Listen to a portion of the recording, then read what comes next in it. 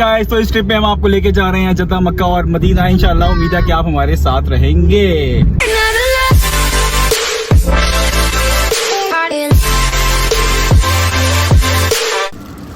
वो कौन सा सैंडविच है?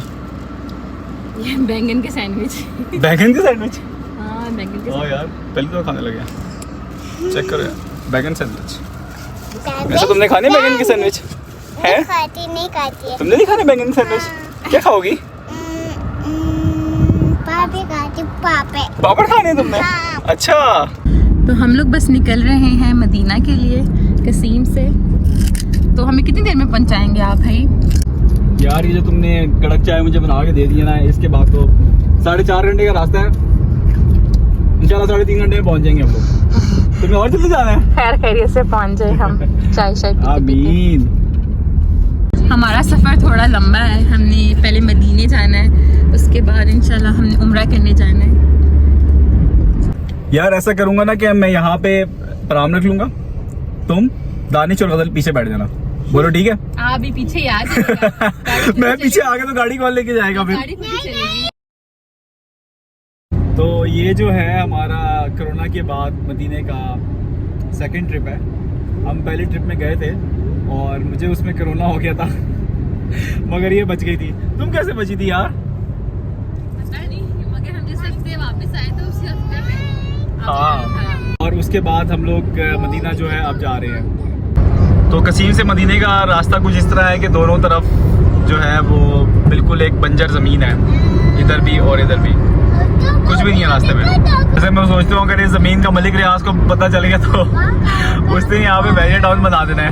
मैं अक्सर ये बात सोचता हूँ कि लोग जो पुराने ज़माने में आते थे हज और उम्र करने के लिए, तो वो किस तरह से ऊँटों के ऊपर सफ़र करके आते थे और वो रास्ते में कहाँ पे रुकते थे, क्या करते थे। वो एक एडवेंचर ही होता होगा यार, क्योंकि मैंने सुना है कि लोगों को कई साल लग जाते थे हज और उम्रा करने के लिए। ये जब बहरी जहाज़ है उससे पहले की मैं आपसे बात कर रहा हूँ। और अगर आप यहाँ पे देखें तो यहाँ पे कोई बिल्कुल भी ज़रख़ेज़ ज़मीन नहीं है, तो वो पानी वगैरह का क्या करते होंगे, क्या सीन होता होगा। ये तो शुक्र अल्लाह का, अल्हम्दुलिल्लाह हम लोगों को इतनी ज़्यादा फैसिलिटीज़ मिल गई हैं। अच्छा, जब लोग यहाँ से शाम के टाइम पे ऊँटों पे से गुजर रहे हुआ करते होंगे तो उनको ये फिक्र होती होगी कि यार अब खेमे कहाँ पे लगाने हैं, क्या करना है। मगरिब का टाइम हो गया है और आपको अक्सर हाईवे पे इस तरह से लोग नज़र आएंगे कि जो अपनी अपनी गाड़ियाँ रोक के जो है वो नमाज अदा कर रहे होते हैं। ऐसी बात नहीं है कि यहाँ पे मस्जिदें नहीं हैं, पेट्रोल स्टेशन वगैरह पे मस्जिदें वगैरह तो होती हैं, लेकिन ये इनको अच्छा लगता है कि ये लोग इस तरह से जहाँ पे भी जा रहे हैं और जो वक्त हुआ है उस टाइम पे ये लोग नमाज़ पढ़ लें। और आप भी कभी पढ़ के देखिएगा, आपको बहुत अच्छी फील आती है वैसे। तो यार सीन ये है कि हमारे रास्ते में बिल्कुल भी कोई पेट्रोल पंप नहीं आया था और मेरे पास पेट्रोल बिल्कुल ख़त्म हो गया था और इतनी हालत बुरी हो गई थी यार। हद, पीछे लिखा हुआ आया था 5 किलोमीटर, यानी कि 200 किलोमीटर पहले लिखा हुआ आया था, मगर शुक्र अल्लाह का गाड़ी ने हमारा साथ दे दिया। मैं दिखाता हूँ आपको, बिल्कुल एंड था यार पेट्रोल, मगर शुक्र अल्लाह का, अल्हम्दुलिल्लाह कोई नेकी की होगी भाई जो काम होगी है। भाई पेट्रोल बिल्कुल खत्म है, बिल्कुल।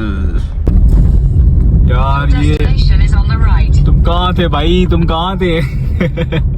यार इस वक्त इतनी खुशी हो रही है ना। तुम्हें कैसा फील हो रहा है? हेलो, सांस आ पाई है माए पढ़ के बस ये मेरे से शुक्र है अल्लाह का, अल्हम्दुलिल्लाह।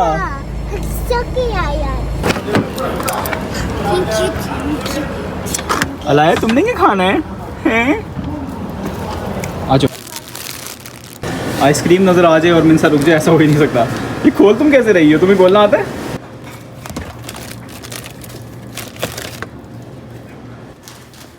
هذا ب 18 ولا شدة ب 9 ريال اللي فوق. अल्हम्दुलिल्लाह मदीना चेक पोस्ट पे पहुंच चुके हैं। यहाँ से मदीना तकरीबन 50 किलोमीटर का रास्ता है। मिनसा कैसे लगा आपको? वो पाए है ये बहुत प्यारा है। हाँ। हम कहाँ पे आए हैं? मदीना में आए हैं। हाँ, मदीना में आए हैं। हाँ जी। या रसूल अल्लाह। अस्सलामुअलैकुम एवरीवन, आप लोग देख रहे हैं आयशा मुदस्सिर व्लॉग। यहाँ पे हम मदीना पहुँच गए हैं और ये सामने माशाल्लाह से बहुत ही खूबसूरत बहुत के पहाड़ हैं जो कि मदीना मुनव्वरा में वाक़या हैं। ये वो जगह है जहाँ पे जंग ओहद हुई थी और इन पहाड़ों को माउंटेन्स ऑफ गोल्ड भी कहा जाता है। यहाँ से सीधा हम लोग हरम जाएंगे, जहाँ से हमने अपने कुछ गेस्ट को रिसीव करना है। और हमें अल्हम्दुलिल्लाह यहाँ पे पार्किंग मिल गई है। तो हम लोग कुछ दिन मदीना में ही रहेंगे और आप लोगों को पूरी मस्जिद नबवी दिखाएंगे इंशाल्लाह, और सारी ज़ियारतें भी दिखाएंगे। यहाँ पे जो भी ज़ियारतों वाली जगहें हैं, मस्जिदें हैं, बहुत सारी माशाल्लाह प्यारी प्यारी मस्जिदें हैं यहाँ पे, वो सब इंशाल्लाह आपको आगे देखने को मिलेंगी। इस टाइम पे रात के तकरीबन 9:30 बज रहे थे और बहुत सारे लोग जो है वो ज़ियारत करके वापस आ रहे थे। जैसा कि आप सब देख सकते हैं, औरतों की तादाद यहाँ पे काफ़ी ज़्यादा नज़र आ रही है। ये इशा के बाद का टाइम है। इस टाइम पे ज़्यादातर औरतें ज़ियारत करना पसंद करती हैं, क्योंकि हरम के अंदर तो आप वैसे भी बच्चों को नहीं लेके जा सकते, तो स्पेशली जो माएँ बच्चों के साथ यहाँ पे आ रही हैं तो उनके लिए ये मस्ट है कि वो कोई इंतज़ाम करके आएँ कि जहाँ पे वो थोड़ी देर अपने बच्चों को छोड़ दें और फिर आराम से हरम के अंदर चली जाएँ, वरना तो बहुत मुश्किल। यहाँ पे मैं गाड़ी पार्क करके होटल के पास अपनी बहन से मिलने जा रहा था, जो कि पाकिस्तान से आई हुई थी उम्रा करने के लिए। इस टाइम पे यहाँ पे बहुत प्यारी और अच्छी हवा चल रही थी, जो कि मुझे याद दिला रही थी उस नात की जिसमें कहते हैं कि ऐ सबा मुस्तफ़ा से कह देना, कमली वाले सलाम कहते हैं। अगर आप लोग हमारी वीडियोस को अच्छे तरीके से एंजॉय करना चाहते हैं तो मैं आप सबसे रिक्वेस्ट करूँगा कि आप लोग हमारी वीडियोज़ को हाई रेजोल्यूशन में देखें। मैं मस्जिद के गेट के अंदर दाखिल हो चुका था इस टाइम पे, और ये सहन का एरिया है सारा। सामने वाले जैसे आप गेट देख सकते हैं कि मस्जिद के जो गेट्स हैं वो बंद हो गए हैं। यहाँ पे जो इशा की नमाज़ है उसके बाद मस्जिद के गेट्स जो है वो बंद कर दिए जाते हैं। ये टाइम, ये वक्त और ये लम्हा मुझे जितना खूबसूरत लग रहा था कि मैं चाह रहा हूँ कि मैं आप सबके साथ भी ये शेयर करूँ और आप लोग भी इसको फ़ील कर सकें। और बहुत सारे मुसाफिर जो कि दूसरी सिटी से आए हुए होते हैं जुम्मे की नमाज़ पढ़ने के लिए, वो रात के टाइम पर यहीं पर सो जाते हैं सहन में। अपने साथ साथ कुछ लोग बिस्तर वगैरह लेकर आए होते हैं, यानी कि चादरें वगैरह, तो यहीं पे सहन में वो चादरें वगैरह बिछा के सो जाते हैं और फिर वो अगले दिन जुम्मे की नमाज़ पढ़ के अपने अपने शहरों को वापस रवाना हो जाते हैं।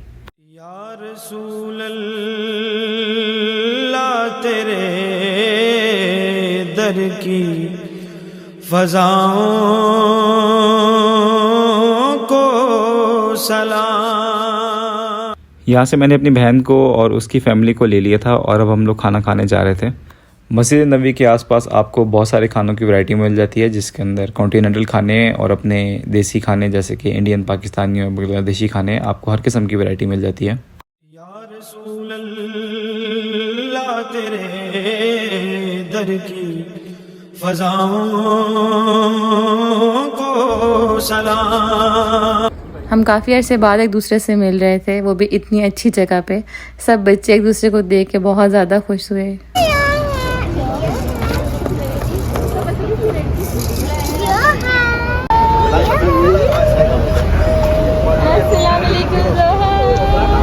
आप सब हमारी YouTube फैमिली हैं, आप लोगों के सपोर्ट का बहुत बहुत शुक्रिया।